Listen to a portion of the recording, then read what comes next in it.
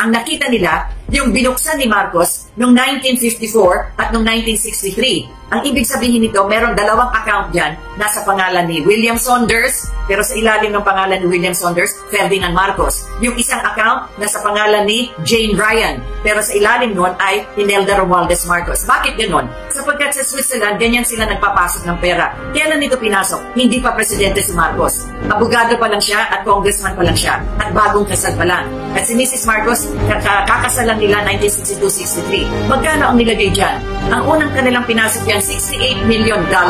Saan ang galing ito? Hanggang ngayon, hindi natin masasagot. Sapagkat ang taong nagpasok niyan ay namatay na. Hindi nila pinayagan si Marcos na bumalik sa Pilipinas at sa kanya ay madinig natin ang kwento kung saan ang galing ang kanyang kayamanan. Saan napunta yung pera na yan? Saan napunta yung mga accounts na yan, yung Swiss accounts na yan? Yung simula ng pagpasok ni Mrs. Aquino, nakita nila doon sa account na yan, yung kanilang ginawa ng arithmetic, mga $356 million yan. Sa haba ng panahon na andyan yung pera na yan, kumita na ng interest. Kaya nung pumasok si Mrs. Arroyo, $768 million na yan. Sasabihin nila, ay ninakaw ni Marcos. Hindi. Tumaas na yung presyo sapagkat nagkaroon ng interest ang pera na yon. Saan pumunta yan? Una, sabi nga ng mga Swiss banks, ang ingay-ingay ng Pilipinas, sila sabi parati na yung pera na yan kay Marcos na nababahala na sila. Kaya ang ginawa ng ang Swiss Federal Judge, yung kanilang parang Swiss court, anong sinabi doon? Ibabalik namin yung pera na yan sa Pilipinas, kayo na ang mag-sequester. At kailangan na litisin ninyo kung ano ang kulay ng pera na yan. Sino ba ang may-ari niyan? At kayo na rin ang magsasabi kung yung pera na yan ay ninakaw. Pero huwag na kayong balik ng balik pa dito sa Switzerland, palat-palatanungin yung pera na yan. And they did that. They made a judgment. Yan ang nakasulat dun sa judgment ng Federal Court ng Switzerland. Anong ginawang interpretasyon dito sa atin? Pinaliktad yung German language na yon. At sinabi, kasi daw yung pera na yon ay kay Marcos at yun daw ninakaw sa taong bayan, kaya binabalik sa Pilipinas. Can you imagine that? Ang pagbabaliktad na ginawa nila, be that as it may, hindi rin mapasok sa Pilipinas. Bakit? Sa laki ng halaga, walang bangko dito sa atin ang pwedeng tumanggap ng ganong kalaking halaga. We do not have this AAA na tawag na bangko kung ano man yan sa banking system. Kaya saan nagdiniposito? Sa Singapore. Kasi yun, ang Singapore is the central financial district dito sa Southeast Asia. Meron silang malalaking bangko. Doon muna nilagay. Okay. Pagkatapos ng panahon, unti-unti, binalik na rin dito sa Pilipinas. Kasi unti-unti. In other words, our banks here can be able to absorb that already. May isang account lang na hindi nila magalaw sapagkat yung foundation na yon, na kung saan ang may-ari ng account na yon, wala sa pangalan, wala doon sa judgment ng Switzerland. Kaya hanggang yung question mark pa. Paano napunta doon? Kaya ang Singapore, wise din. Hanggat hindi nyo napapakita yung judgment ng Switzerland at sinasabi na yung foundation na yan ay kay Marcos, hindi namin bibitawan to. Pero, napasok magkano? $768 million ang pumasok dito sa atin.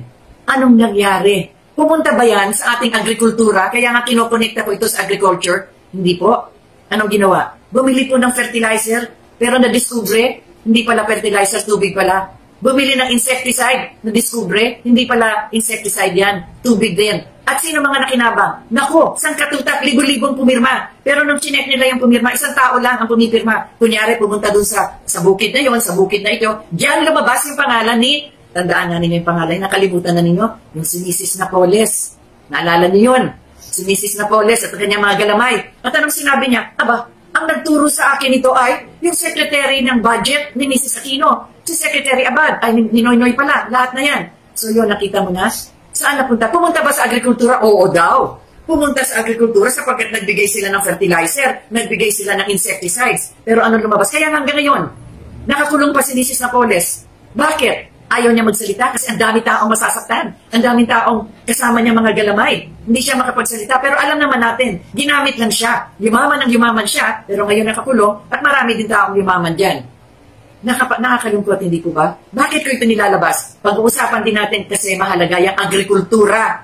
Sapagkat yung pera, libo-libong pera na nakuha nila, na kanilang siniquester at kanilang binenta, yung kita dyan at yung pera na yan, tanongin na lang ninyo kung pumunta sa ating agrikultura. Si Marcos ang kanyang administrasyon, 20 years lang. Sa 20 years na yon, ang kanyang total budget in 20 years, 468 million pesos. Si Mrs. Aquino, sa 6 na taon, 1 trillion plus ang kanyang budget. Sa 20 years ni Marcos, anong mga napatayo?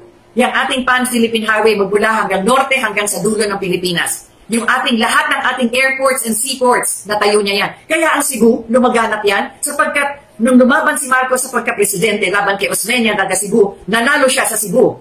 That is Osmeña country. Kaya bilang gantimpala kasi binoto siya ng mga taga Cebu, diyan niya talaga nilagay ang pagbubukas ng airport, seaport, electrification. Kaya lumaganap ang Cebu. Huwag nila ipagmamalaki na yan ay gawa kasi ng mga Cebuano. Hindi, binigay ni Marcos sa kanila yan, parang tulong sa kanila, marahil kasi, hindi sa marahil, sapagkat sila naniwala kay Marcos dun sa eleksyon. Lahat ng ating mga dams, ilan yung ating hydroelectric dams, yung mga malalaking tinayo, 38 dams all over the country, tinayo noong panahon ni Marcos in 20 years. Sa 35 years nito, magmula noong 1986, nakapagpatayo ba sila ng isang dam? Merong isa, yung tinayo ng panahon ni Ramos, pero hanggang dun lang sa Katiklan, kung saan man yan. Kaya ngayon, nagkakandahirap tayo sa tubig. Tubig! Lahat tayo sinisigaw. Kasi yung anggat, yung magat, nawawala na. Bakit? Hindi kasi nagtayo pa ng ibang dams para dumami ang ating supply ng katubigan. Anyway, so yun na nga ang nangyari. Balikan natin ang agrikultura sapagkat doon sa kanilang batas, kailangan lahat ng pera na yan pumasok sana sa agriculture. Tingnan naman natin yung kanilang iba pa mga nakuha. Ito na. Yung mga paintings, pinag-usapan ko na rin yan, pinakita ko na rin sa programang ito. These are the pre-Renaissance and the Renaissance paintings of the Middle Ages. Isang painting lang, libo-libong dolyar. $100 million ang isa. Binenta nila 23 paintings. Atin na yan, naka-exhibit na yan doon sa ating Metropolitan Museum of Art. Anong ginawa nila? Binenta. Pumunta ba yung pera na yan sa ating agriculture? Kaya nagtatanong tayo, kung pumunta dyan, hindi sana tayo maghihirap sa pagkain, sa bigas, sa ating mga kinakain sa araw-araw. Maliban dyan, ang dami pa rin nilang binenta. Isang bagay na lang, yung pinakamalaking kasong ginawa sa buong mundo, ito yung tinatawag na criminal case against Ferdinand and Imelda Marcos. Saan ito? Doon sa New York. 365 documents, 95 witnesses ang kanilang harap para yung 4 na building sa New York. Babanggitin ko ito sapagkat kailangan pag mapasyal kayo sa New York o tingnan nyo sa mga retrato nito. Yung sa Crown Building sa New York. Yan ang isa pinakamagandang building. Kaya nga tinawag na Crown Building. Pinaganda ni Imelda yan at nanalo ng award yan sa architecture ng buong New York City. Crown Building. Yung isang building dyan ay yung Herald Center. Yan ang shopping center. Yan ay pinakamalaking mall. Macy's andyan. That's the Herald Center. Isa yan sa mga building na binili din natin. Itong 200 Madison, isa rin yung building kung saan andyan din yung isang opisina ng ating konsulado. Sa Madison Avenue talagang ang taas ng value ng real estate dyan. At yung isang building, ano yan, sa 40 Wall Street. Kung saan, doon dineclare yung Declaration of Independence ng America, the tallest building in Wall Street, the financial center of New York City, 40, number 40 Wall Street. 4 na pinakamaganda, matataas at pinakamahalagang building sa New York ay nabili natin. Sinong bumili nito? Tingnan natin ang history ng pagkabili niyan. Yung panahon na yon, ng 1970s hanggang 1980s, bumagsak ang real estate property sa New York. Merong lumapit kay Mrs. Marcos. Yan, sabihin na natin kung sino. Si Mrs. Tantoco, may-ari ng Ruslan, negosyante yan. Sabi niya, ma'am, magandang bumili ngayon ng buildings sa New York sapagkat bagsak ng real estate. So sinabi ni Mrs. Marcos, kausapin natin ang presidente para sabihin ang sitwasyon ng real estate sa New York.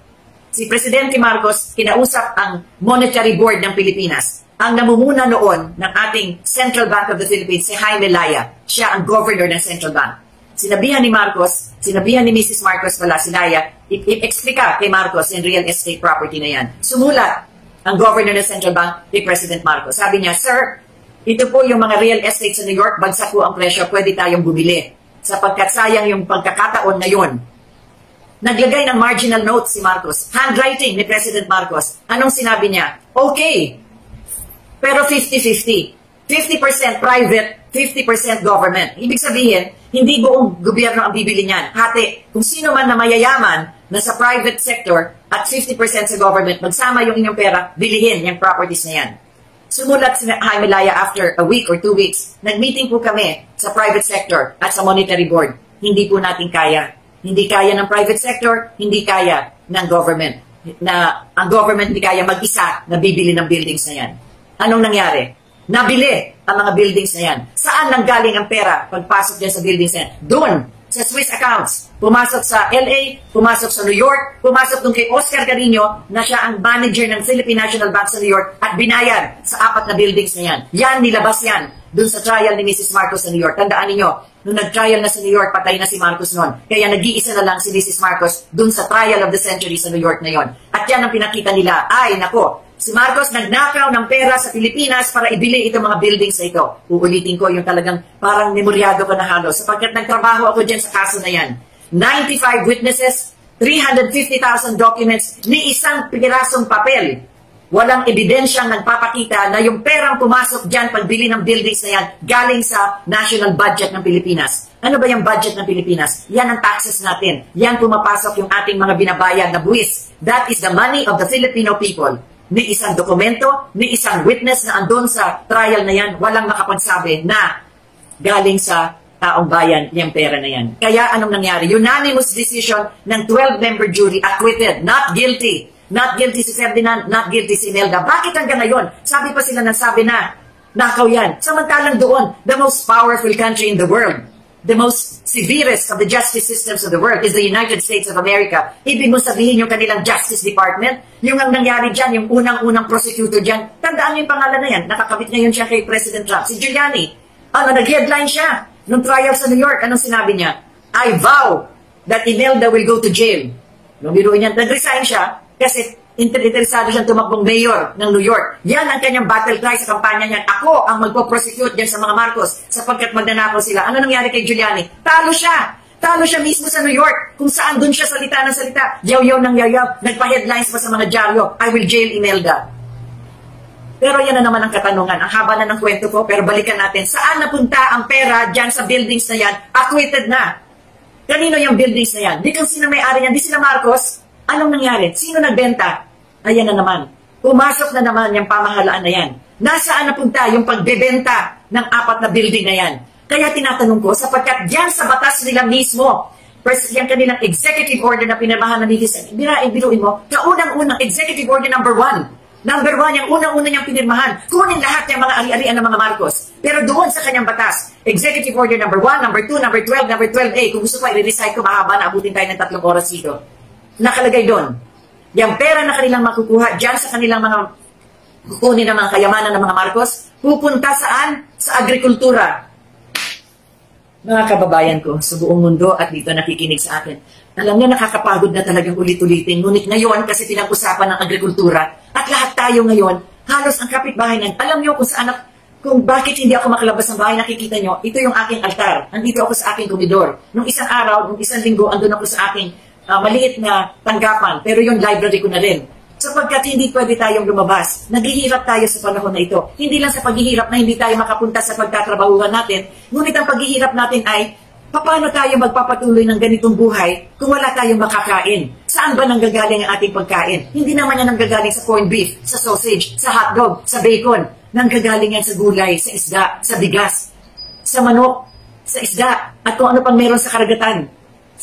Lahat ng perang nakuha nila for the past 35 years sa kanilang mga binenta na kanilang sinequester. Saan napunta yan? Ba't hindi pumunta sa agriculture? Bakit ngayon yung mismong Secretary of Agriculture sinasabi niya, mangyak-ngyak na lang, andun na nga siya sa isang farm. Pinapakita niya kung paano magtanim. Anong sinasabi niya? Balik na kayo dito sa kabukiran. Magtanim tayo para meron tayong makakain. Anong pinag-uusapan ngayon sa Senado? Itong si Senator Bongo, anong sinabi niya? Sana lahat ng mga nagsisiksikan dito, mga tinatawag na informal settlers, nung panahon nung nakaraan, ang tawag nga diyan, mga squatter, saan sila nang galing? Galing sa kabukiran, nagsasamantala na meron silang makukuha trabaho sa Manila. Pero hanggang ngayon, ganyan pa rin sila. Kaya sinasabi nga, bumalik na kayo sa kabukiran. Ilang beses na natin ito inulit. I started the radio program doon sa isang radio station. 4 years ago, yan na rin ang sinasabi natin. Ibalik na natin sila sa bukid. Kung ano man yung inaabot-abot dyan, yung tinatawag na 4Ps, yung tinatawag na pantawid gutom, ibigay sa kanila yan para meron silang kabuhayan, pwede silang magtanim, pwede nilang magamit.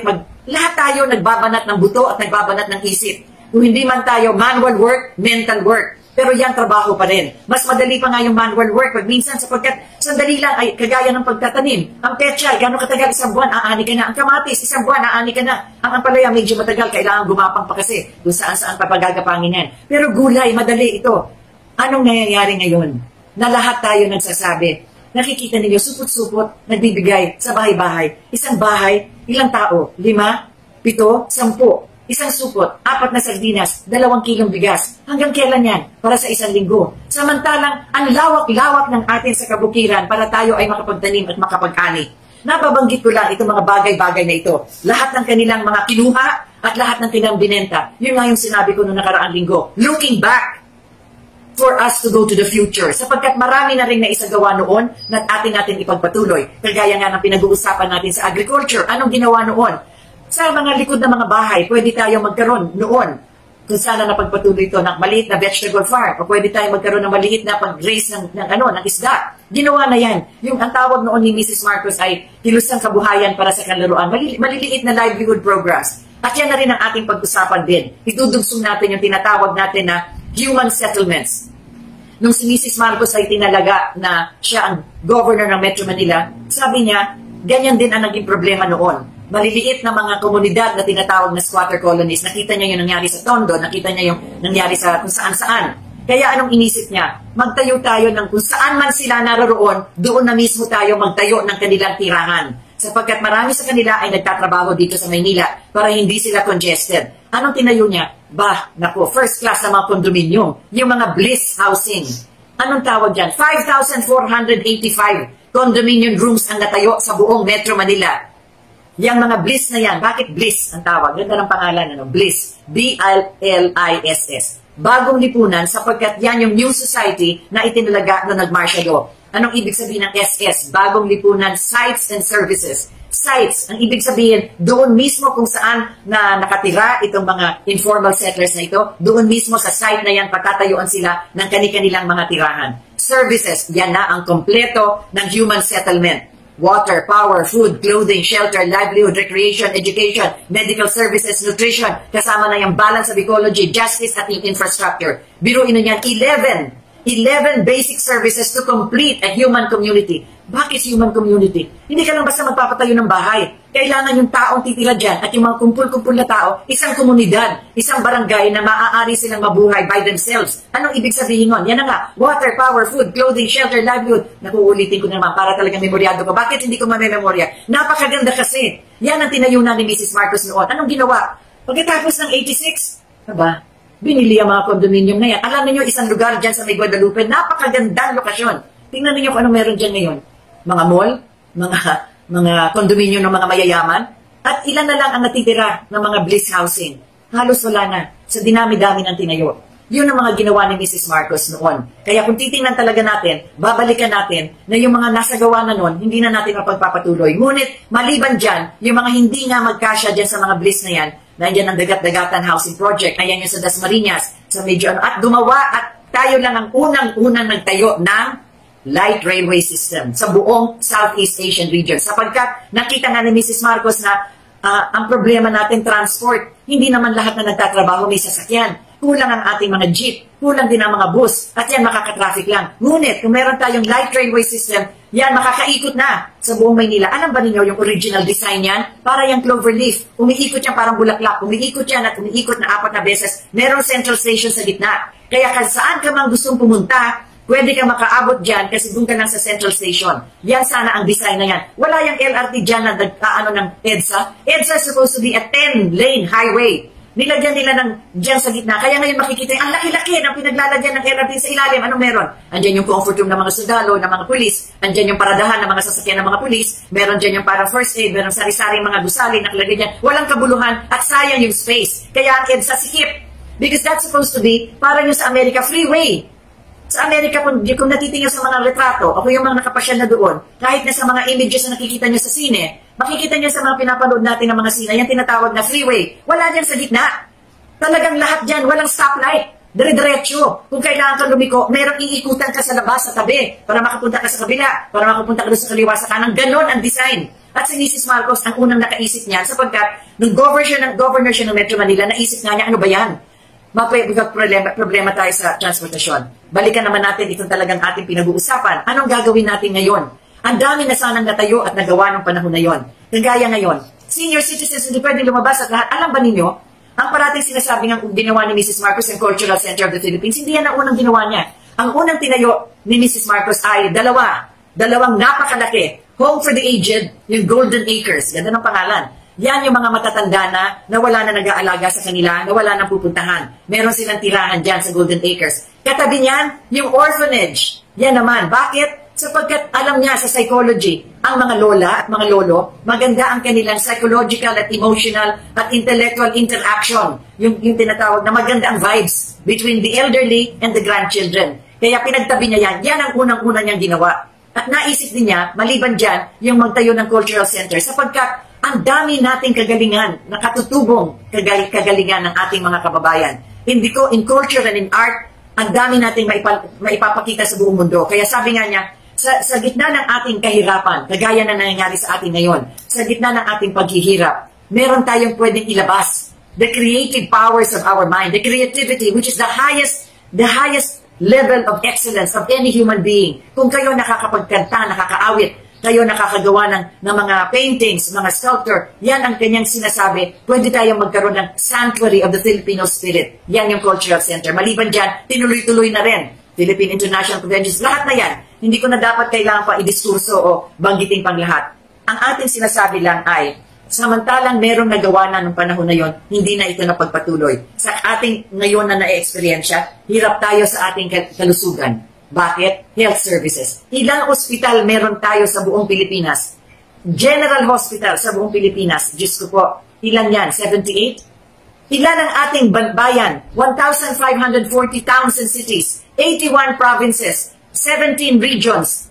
Meron ba tayong nagawa na dyan sa mga rehiyon na yan, na kagaya ng tinayo dito sa Metro Manila, tertiary hospitals, heart center, lung center, kidney center? Bakit hindi na pagpatuloy yan? Bakit doon sa 20 years? Samantalang hindi lang pala 20 years. Doon lang sa huling 10 years ng panahon ni President Marcos. Yung heart center, 3 buwan. Yung lung center, 4 na buwan. Yung isang kidney center, ganun din, 3 buwan. In 1 year, 3 tertiary hospitals na tayo. Ito, 35 years since that time. Hindi man lang na-duplicate ito kahit na lang sa mga rehiyon natin at sa ating mga probinsya. Ngayon tayo nangangailangan ng mga ospital at tingnan natin din ang sistema ng ginagawa ng ating edukasyon at lahat ng mga tulong na kailangan ibigay natin sa ating mga kabataan.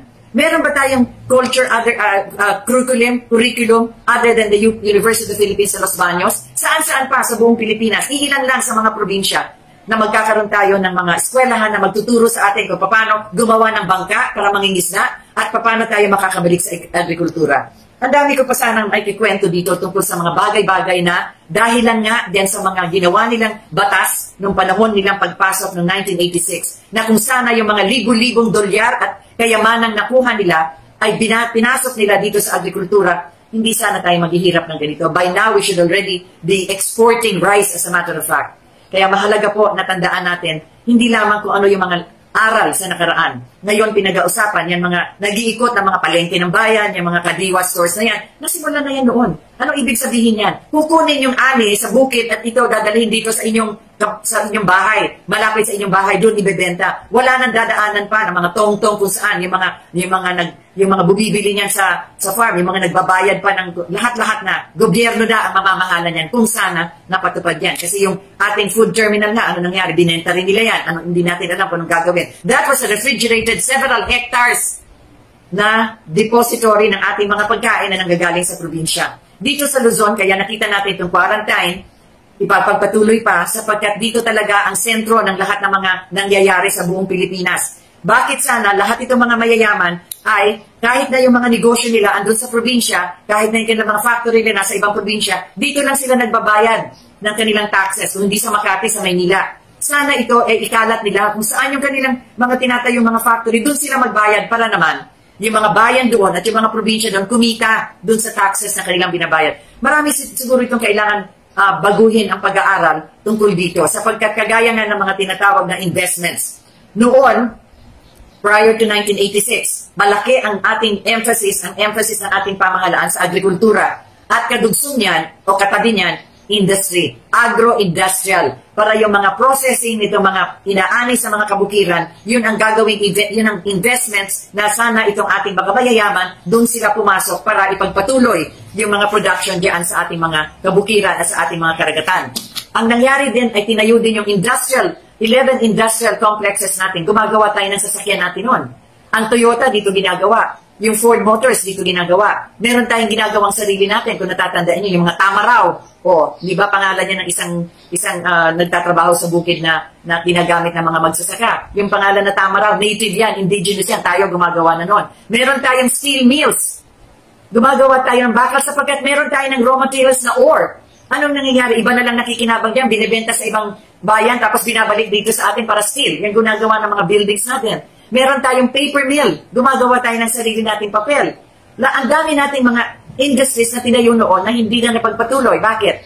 Pinamigay, binenta kuno sa mga kamag-anak, sa mga kapatid. Yung ating source of energy, isa tayo sa pinakamalaking source ng geothermal. Tandaan niyo ito, halos lahat ng probinsya mayroong bulkan. Sa ilalim ng bulkan, mayroong thermal energy. Pwede yan gamitin sana. Steam. Pwedeng gamitin yan as source of electricity. Anong ginawa? Binigay sa kapatid. Yung isang dating Pangulo, yung unang pumasok nung after 86. Tapos yung kapatid, binenta sa mga mayayaman. Pinagkakitaan. Ngayon, privatize na. Ang Meralco, ang may hawak niyan dati pamahalaan. Meralco hawak, pamahalaan na may hawak. Kaya lahat ng mga gumagamit ng bumbilya, 5 pesos lang binabayad. Sapagkat nagtayo si Marcos ng Meralco Foundation na siya nag-aalaga sa paggamit ng ating elektrisidad. Ang tubig natin, sino may hawak niyan? Ang pamahalaan, the government. Para lahat ng distribution ng tubig, government ang namamahala. Ngayon, ay naku, mga oligarko na. Tiklop-luhod tayo. At maliban pa sa billing natin na hindi lang sila magbibigay ng tubig, saan katutak pa nilalagay sa basahin niyo yung bill ninyo? Meron dyan mga future projects. Meron dyan sa sewage. Nililinis ba yung mga kanal nyo? Yung mga septic tank yun, di ba private yan, tatawag kayo? Kailangan sila yan kasi andun sa batas yan eh. Hindi nila ginagawa yan. Kailangan, ano yung future projects na binabayaran natin? Yan sa energy, yan Meralco. Kailangan yan pamahalan din na namamahala kasi noon, ang pamahalaan ang may hawak niyan sa Department of Energy. Kontrolado natin ang pagpasok ng crudo sa Pilipinas para yung crudo na yan nagpapaandar ng mga makina na nag-aandar ng ating mga electric companies. Yan sana. Ngayon, sino-sino nang may hawak niyan, kaya pati yung line, pati yung distribution cost, pati mga poste, lahat yan binabayaran natin. Naku po, anong nangyari? Bakit nagkaganyan? Kaya sana, na-concentrate na lang sa pagkain at sa kalusugan. Ano nga sabi ni Steve Jobs? You have to treat your food as your medicine. Kasi ang pagkain ninyo ang maggagamot sa inyo. Kung ano yung kinakain ninyo, yun ang magpapagaling sa inyong katawan, sa inyong immunity, sa immunity na kailangan natin ngayon. Because if you do not take care of the food that you're eating as your medicine, one day, your medicine will become your food. Yan na, ang nangyayari ngayon. Nakakatakot, hindi po ba? Mababalikan pa ba natin? Oo, pwede pa.